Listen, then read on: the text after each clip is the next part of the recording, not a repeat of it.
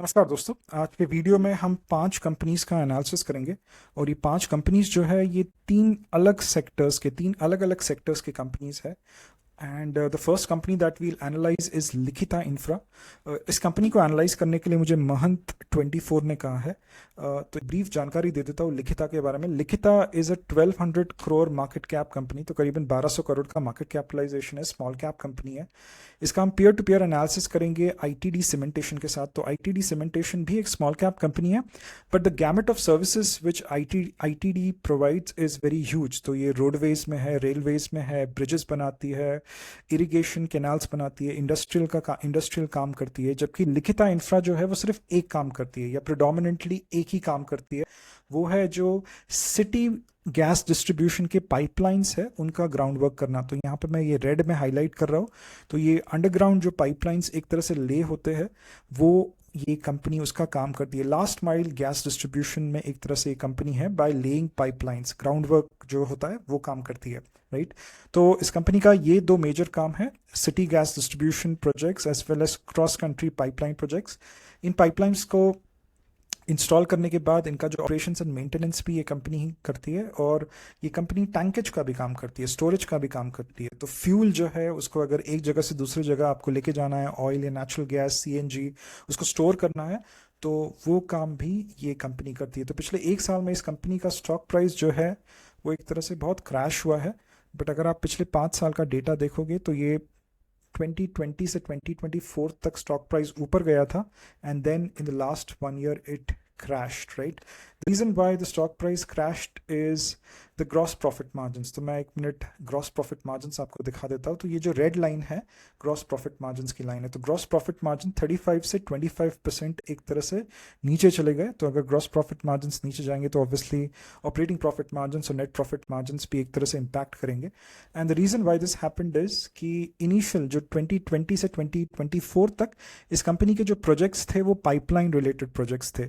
तो ये pipeline related projects जो थे, ये रेवेन्यू स्ट्रीम जो है, this is a high margin revenue stream. और ये पिछले 1 साल में इनका टैंकेज का काम बहुत बड़ा है और ये पाइपलाइन का काम बहुत घटा है। तो tankage is a low margin business, right. तो इस कंपनी में अगर आप देखोगे 2023 में आशीष कचोलिया इन्वेस्टेड थे इस कंपनी में, एंड इन 2021 में I think he invested in this company, and by 2023 he was out of the company. once the kind of nature of revenue sources changed, it went from city distribution to tankage। तो एक तरह से ही sold his stakes in this company। तो order book अगर कोई देख के इस कंपनी में इन्वेस्ट कर रहा है तो एक तरह से मिसलीडिंग है, क्योंकि 1200 करोड़ का ऑर्डर बुक है, 2.3x FY25 सेल्स है, राइट। तो अगर 2x सेल्स रहेंगे, प्रीवियस ईयर सेल्स रहेंगे, तो बहुत लोगों को लगता है कि 2x 3x 4x एक तरह से स्टॉक प्राइस जाएगा। But the problem over year is the order completion period that the company has given is around 24 to 36 months. 2 से 3 साल का एक तरह से कंप्लीशन टाइम है फॉर दिस 1200 करोड़। तो इसका जो मैथ्स है, किस तरह ईपीएस ग्रोथ या डी ग्रोथ में ट्रांसलेट होगा, क्या पी होगा, वो मैं आपको दिखा दूंगा। ऑर्डर मिक्स जो है वो आगे जाके भी 70% टैंकेज या स्टोरेज रहेगी, और city gas distribution would just be 24%। तो आपका जो लो मार्जिन बिजनेस है वही ज़्यादा एक तरह से आपका बड़ा रेवेन्यू स्ट्रीम बनेगा, जो हाई मार्जिन बिजनेस है वो और सिकुड़ता जाएगा, right. So this company had done a fund raise of 125 crore in 2023 QIP के थ्रू, राइट। इस कंपनी के बहुत सारे भले वीकनेसेस है कि गवर्नमेंट केपेक्स के ऊपर डिपेंडेंट है, सिक्लिकल नेचर है, ईपीसी बिजनेस है तो कम्पिटिटिव है। बट इसका सबसे बड़ा फॉल्ट लाइन जो है वो इसका बिजनेस मॉडल है। तो ये फ्री इशू ऑफ मटेरियल्स का बिजनेस मॉडल है। तो मैं इसको थोड़ा समझा देता हूँ, राइट। तो लेट्स से मुझे अपने घर में फर्नीचर का काम करना है, मुझे कबर्ड बनाना है। तो मैं जो कारपेंटर है उसको बुलाता हूँ और उसको मैं बोलता हूँ कि तुम कबर्ड बनाओगे मेरे लिए, बट जो फर्नीचर है या फिर जो वुड है वो मैं लेके आऊँगा, राइट। तो मैं जाके सिलेक्ट करूँगा एलडीएफ, एचडीएफ, पार्टिकल वुड, जो रॉ मटेरियल है वो मैं लेके आऊँगा, और उससे बस मजदूरी लूँगा मैं, या फिर उससे बस सर्विस लूँगा मैं, और उसको सर्विस का जो भी प्राइस है वो दे दूंगा। दूसरा एक सिनारियो होगा कि मैं उसको बोलूँगा कि तुम सर्विस भी दो, मतलब बनाओ भी इस चीज़ को, और जाके मटेरियल भी लेके आओ। तो इसमें उसका बहुत फ़ायदा होगा, वो जाके अपने डीलर डिस्ट्रीब्यूटर जो उसको सबसे अच्छा मार्जिन देगा उससे लेके आएगा।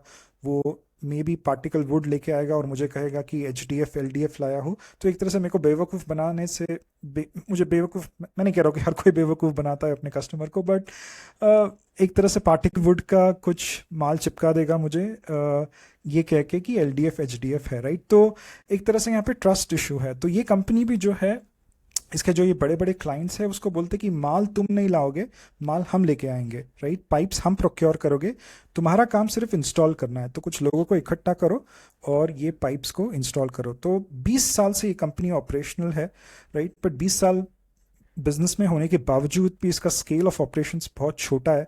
अभी तक एक तरह से स्केलेबिलिटी नहीं मिली है इस कंपनी को बिजनेस में। काफ़ी स्पेशलाइज्ड काम करती है, और जो ये ऑयल एंड गैस का एक तरह से सिक्लिकलिटी है वो कहीं ना कहीं इस कंपनी को डैम्पन कर रहा है, राइट? तो थोड़ा इसके नंबर्स देख लेते हैं, फिर उसके बाद में revenue growth, profit growth, EPS growth पे आते हैं, राइट? तो 1200 करोड़ का एक तरह से मार्केट कैपिटलाइजेशन है। पिछले एक साल काफ़ी कमज़ोर था, EPS growth, profit growth 6%, but sales growth 23%। तो सेल्स ग्रोथ में प्रॉब्लम नहीं है, राइट? बिजनेस ग्रो कर रहा है, बट प्रॉफिटेबिलिटी नहीं आ रही, क्योंकि वो जो ग्रॉस प्रॉफिट मार्जिन है वो कमजोर हो रहा है, because the nature of work that they are getting is of low margin, right? पिछले 5 साल का भी अगर आप, पिछले 3 साल का भी अगर आप प्रॉफिट ग्रोथ, सेल्स ग्रोथ देखोगे तो काफी अच्छा है। तो last 5 years have been good for this company. Operating profit margin ज्यादा है as compare to ITD, because this is specialised work. ITD बहुत सारा काम करती है जैसे मैंने बताया, but this is specialised work, that's why gross profit margin, operating profit margin are better in this business. CFO to EBITDA काफी खराब है, जबकि आईटीडी का बहुत अच्छा है। तो एक तरह से अपने बिजनेस में जो बार्गेनिंग पावर है वो आईटीडी सीमेंटेशन का अच्छा है, इस कंपनी का कमज़ोर है, क्योंकि जो इसके बड़े बड़े क्लाइंट्स हैं वो इसको सही वक्त पे पैसा नहीं देते, तो वर्किंग कैपिटल इश्यूज होते। तो बिजनेस मॉडल में कहीं ना कहीं मिक्स्ड है, स्पेशलाइज काम कर रही है, बट सीएफओ टू पैट जो भी है, या फिर अपने प्रॉफिट्स को कैश फ्लोज में कन्वर्ट करना मुश्किल हो रहा है इस कंपनी को, राइट? रिटर्न ऑन इक्विटी 23% है पिछले 3 साल का, थोड़ा सिकुड़ के करीबन 20% हुआ है because of the hit on profitability. Net profit margin इस कंपनी का बेहतर है आईटीडी से, क्योंकि स्पेशलाइज्ड काम करती है। फाइनेंशियल लेवरेज इस कंपनी का कम है आईटीडी से।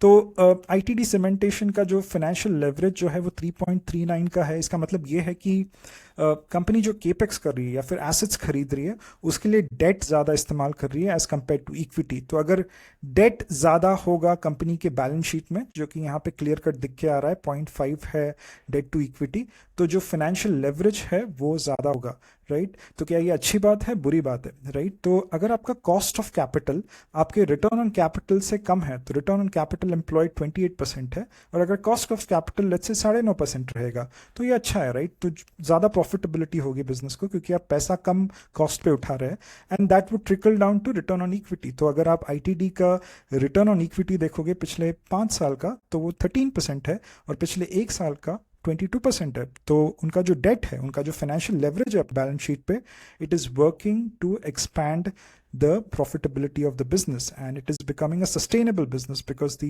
ROE is getting better. In this case, it has compressed or contracted from 23% to 20%, right? तो ये concept थोड़ा ध्यान में रख लेना है whenever you look at financial leverage, whenever you think about debt, तो ये सोचने की जरूरत है कि debt नॉर्मली खराब नहीं होता है, क्योंकि अगर return on capital employed, return on that debt is 3x more than the cost of capital, then that debt or the profitability from that debt goes into return on equity, and that is a good thing, right? तो इस दोनों companies का जो P जो है 24 का है, तो they belong to the same sector, that's why P would be the same. इसका ऑर्डर बुक को लेकर मैंने इसका ईपीएस ग्रोथ कैलकुलेट किया है, तो I have taken the worst scenario possible. तो current sales is 520 crore, order book मैंने 1200 करोड़ का जैसे बताया है वो लिया है, and I have done it for 36 months, कि 1200 करोड़ जो है वो तीन साल में एक तरह से फुलफिल होंगे, राइट? 2 साल में नहीं होंगे। So the sales for FY26 would be 400 crore, PAT would be 54 crore, and ये सारे जो नंबर्स की इन करने के बाद मुझे ईपीएस ग्रोथ -23% का दिखा है। तो हमारे लिए इंपॉर्टेंट 2 चीज़ें होती है, एक तो ईपीएस ज़बरदस्त होना चाहिए, 25% ईपीएस ग्रोथ होना चाहिए, फिर हम जाके पी देखेंगे कि पी वैल्यूएशन देखेंगे कि सस्ते में मिल रहा है या नहीं मिल रहा है। तो अगर ईपीएस ग्रोथ ही 23 या -23% है तो पी देख के कुछ फायदा नहीं है, right? So we'll move to the next company now. But Mahant, अगर आपके पास ये कंपनी है तो आपको थोड़ा शॉर्ट टर्म पेन शायद दिखने मिल सकता है, अगर आपके पोर्टफोलियो में ये कंपनी नहीं है तो अच्छी बात है। So the next company that we analyse is Zydus Wellness, and Vikku has asked me to review this company. तो विक्कू जी, Zydus Wellness को इसके साथ कंपेयर करना था, वो उसमें काफ़ी दुविधा हो रही थी, क्योंकि ये कंपनी का मार्केट कैपिटलाइजेशन करीबन 14,000 करोड़ का है और ये एक एफएमसीजी कंपनी है जो न्यूट्रिशन प्रोडक्ट्स बनाती है, पर्सनल केयर प्रोडक्ट्स बनाती है। तो मुझे लगा कहीं ना कहीं नेस्ले या एचयूएल के साथ इसका कंपैरिजन करूं। बट नेस्ले एचयूएल जैसे कंपनीज मेगा कैप कंपनीज है और कहीं ना कहीं थोड़ा नाइंसाफ़ी हो जाती थी जाइडस के साथ अगर मैं इन बड़े कंपनीज के साथ इसका एक तरह से कंपिटिटिव एनालिसिस करूँ। तो फिर मुझे लगा कि अमृत आंजन के साथ करता हूँ, क्योंकि अमृत आंजन भी एफएमसीजी कंपनी है, थोड़ा हेल्थ केयर साइड पे, ये वेलनेस साइड पे है, तो कहीं ना कहीं थोड़ा मैच हो जाएगा। बट अमृतांजन सिर्फ वो बाम वगैरह के बड़ी शीशी छोटी शीशी वही बनाते रहती है, एक ही प्रोडक्ट को वो सैशेटाइजेशन कर रही है अभी और फिर एक ही प्रोडक्ट को घुमा फिरा के बेच रही है। तो मुझे लगा कि वो थोड़ा फिर से नाइंसाफी हो जाएगी जाइडस के साथ, और उसका मार्केट कैपिटलाइजेशन भी करीबन 2,500 करोड़ का है। तो फिर मैंने डिसाइड किया कि जाइडस को मैं as a standalone company ही एनालाइज करूंगा, बट इसके प्रोडक्ट्स को मैं इनके जो कंपिटिटर्स है उनके साथ एक तरह से एनालाइज डेफिनेटली करूंगा, राइट। तो फॉर एग्जांपल न्यूट्रिशन में जाइडस का जो मेन प्रोडक्ट है वो कॉम्प्लान है, फिर ग्लूकॉन डी है, and the competitors over year is Horlicks and Bournvita. तो इसमें तो कोई चांस नहीं है वॉल्यूम ग्रोथ का, और ये कंपनी का जो मार्केट शेयर है इन दो प्रोडक्ट्स का करीबन 15% है, तो यहाँ पे कोई भी वॉल्यूम ग्रोथ का चांस नहीं है, राइट। हॉर्लिक्स एंड बॉर्नवीटा बहुत स्ट्रॉन्ग प्रोडक्ट्स है, right.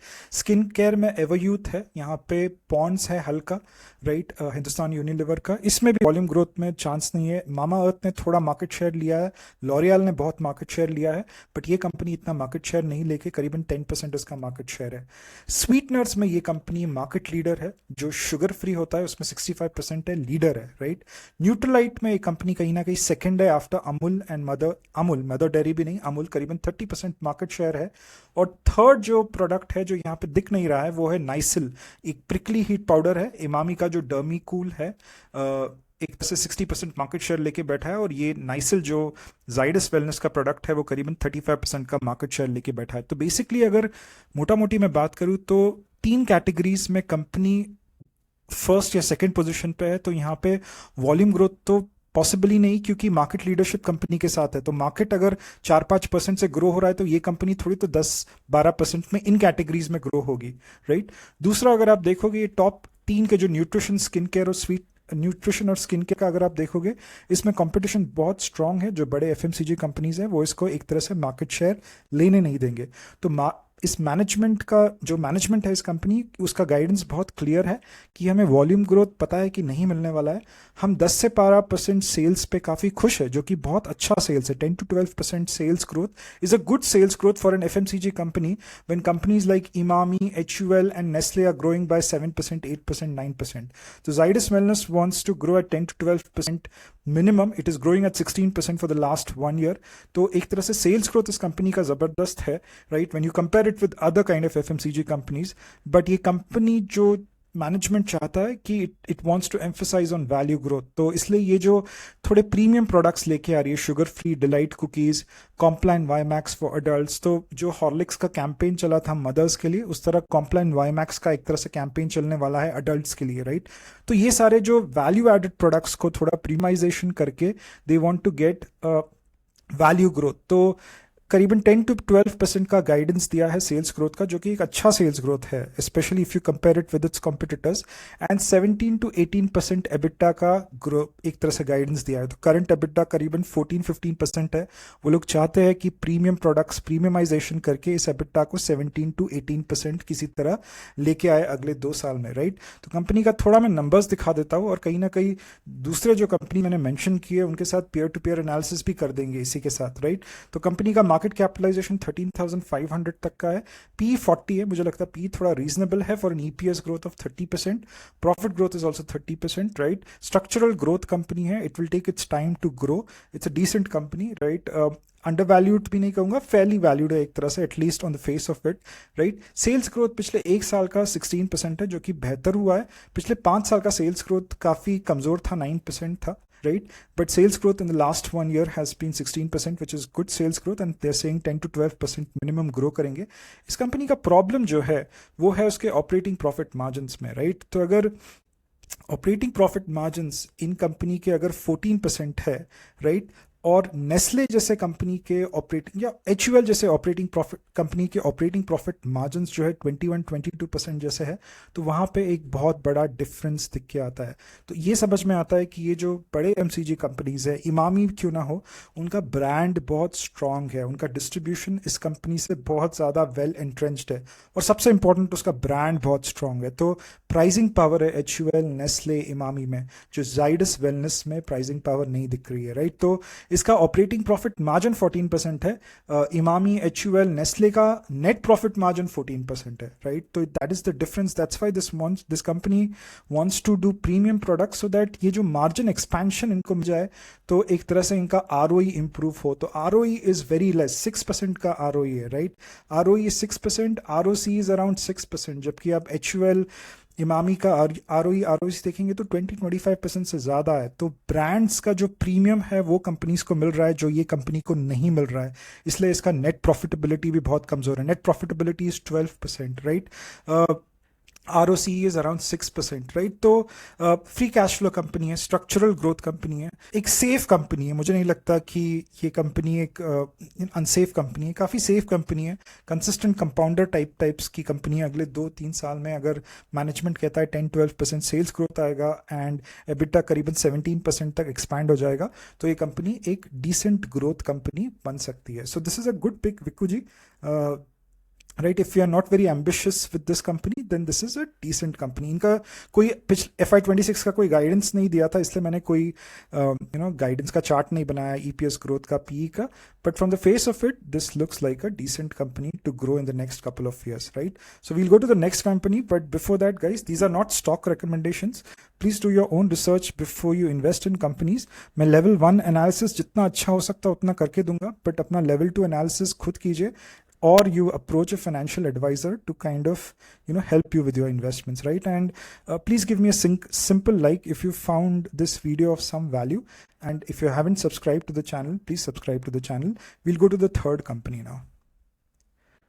So the next company is Siaram Silk. तो Siaram Silk एक टेक्सटाइल कंपनी है, करीबन 3,200 करोड़ का इसका मार्केट कैपिटलाइजेशन है, और इसको मैंने रेमंड लाइफस्टाइल के साथ कंपेयर किया है। तो रेमंड लाइफस्टाइल का बीच में जो डीमर्जर हुआ है उसकी वजह से बिजनेस के ऊपर इम्पैक्ट पड़ा है, और मुझे इतने अच्छे नंबर्स भी नहीं मिले एक तरह से स्क्रीनर के ऊपर, बट इसके बावजूद मैं रेमंड लाइफस्टाइल के साथ इस कंपनी का एक तरह से पीयर टू पीयर एनालिसिस किया है। There are other textile companies with which I could have done this benchmarking, but एक स्पेसिफिक रीज़न है why I chose Raymond Lifestyle, and in order to understand that reason we'll have to understand textile sector in a brief manner, right? तो textile का value chain है यहाँ पे।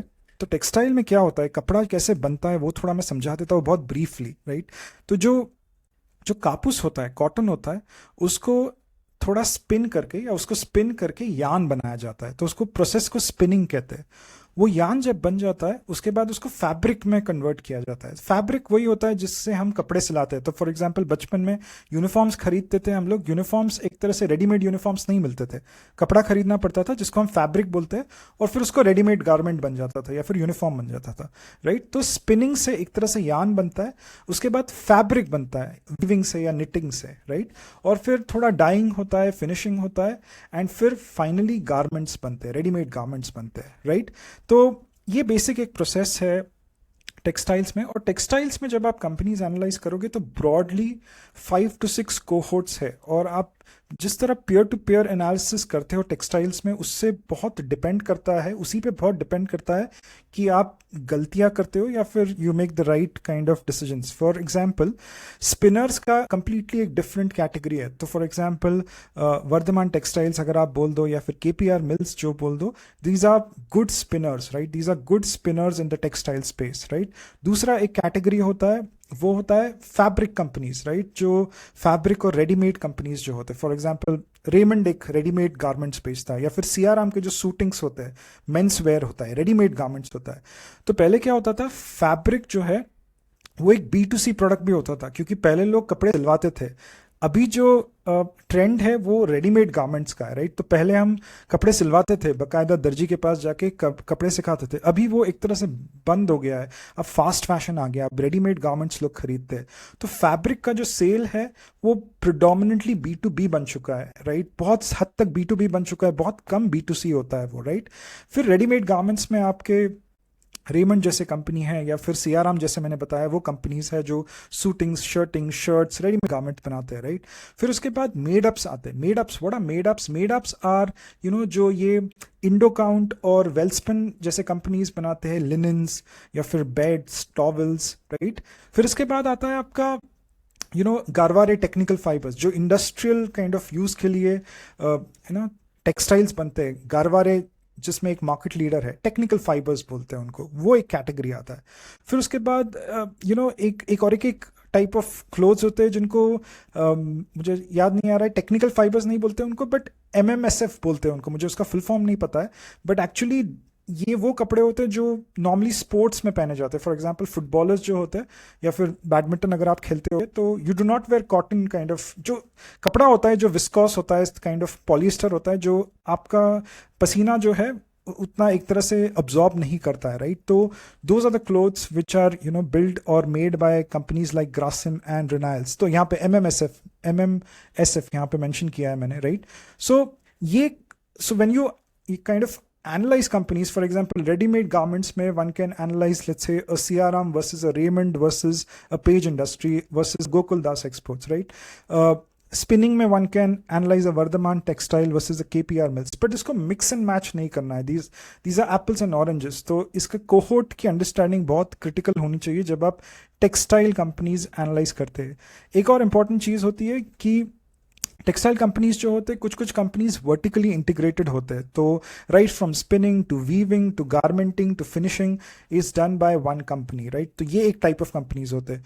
दूसरा चीज देखना बहुत जरूरी है कि व्हाट इज द इंपोर्ट और what is the domestic to export mix. अगर एक्सपोर्ट ज्यादा कर रही है तो वैसे ही कंपनीज के साथ एक तरह से उनको एनालाइज करना चाहिए, राइट? तो यहाँ पे मैंने रेमंड के साथ एक तरह से सियाराम का एनालिसिस किया है फॉर 3 रीजंस।